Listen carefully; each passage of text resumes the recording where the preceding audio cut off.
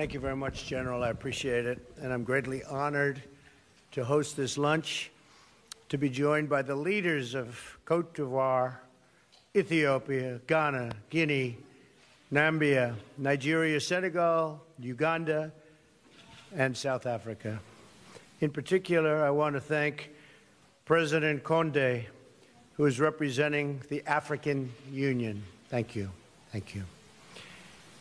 In this room, I see partners for promoting prosperity and peace on a range of economic, humanitarian, and security issues.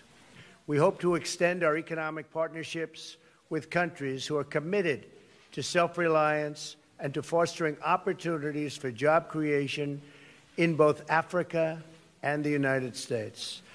Africa has tremendous business potential. I have so many friends going to your countries trying to get rich. I congratulate you. They're spending a lot of money. But it has that tremendous business potential and representing huge amounts of different markets. And for American firms, it's really become a place that they have to go, that they want to go. 6 of the world's 10 fastest growing economies are in Africa. Increasing American trade and investment across diverse industries, including agriculture, energy, transportation, healthcare, travel, and tourism, will further transform lives throughout the continent. Secretary Tillerson and the U.S. Millennium Challenge Corporation are already considering an investment worth hundreds of millions of dollars in Côte d'Ivoire, which has made impressive economic reforms, really done a tremendous job.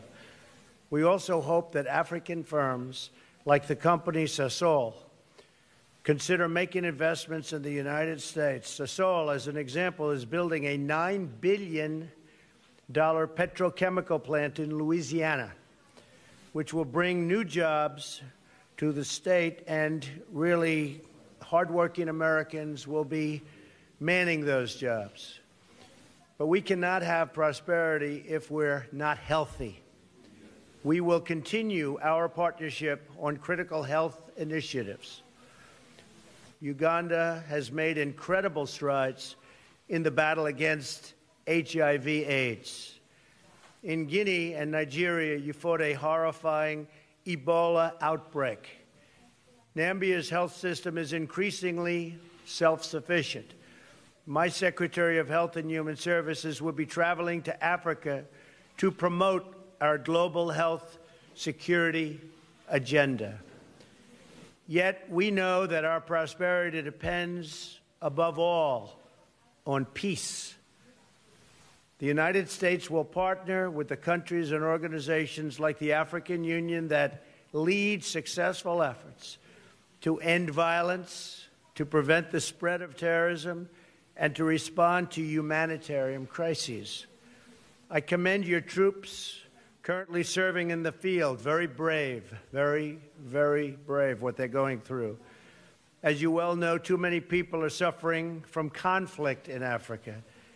In the Central African Republic, the Congo, Libya, Mali, Somalia, and South Sudan, among others, they're going through some very, very tough and very dangerous times.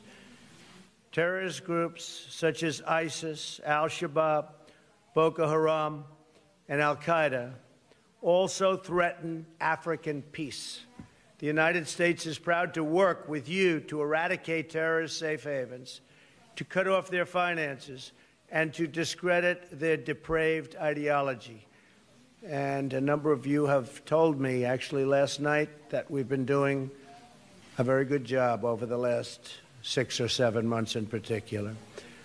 We're closely monitoring and deeply disturbed by the ongoing violence in South Sudan and in the Congo. Millions of lives are at risk, and we continue to provide humanitarian assistance. But real results in halting this catastrophe will require an African-led peace process and the sincere, really sincere commitment of all parties involved. And I know you're working on that, and you're working on that very hard. To assist in these efforts, I'm sending Ambassador Nikki Haley to Africa to discuss avenues of conflict and resolution, and most importantly, prevention. Lastly, I want to discuss our partnership against a global challenge. Today, the world faces an enormous security threat from North Korean regime. We must all stand together and be accountable in implementing United Nations sanctions and resolutions in response to North Korea's hostile and menacing actions. We believe that a free, independent, and democratic nation, in all cases, is the best vehicle for human happiness and success. Thank you for joining me for this critical discussion of the challenges and the opportunities facing our nations. Africa, I have to say, is a continent of tremendous, tremendous potential. The outlook is bright.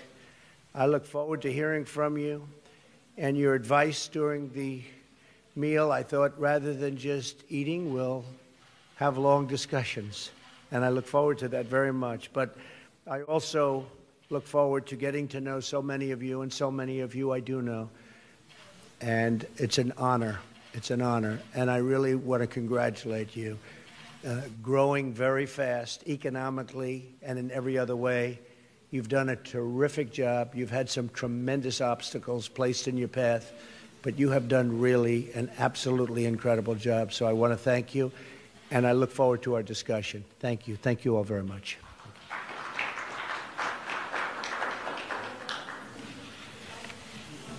Ladies and gentlemen, it's a great privilege to introduce President Alpha Condé for his response as President of the African Union.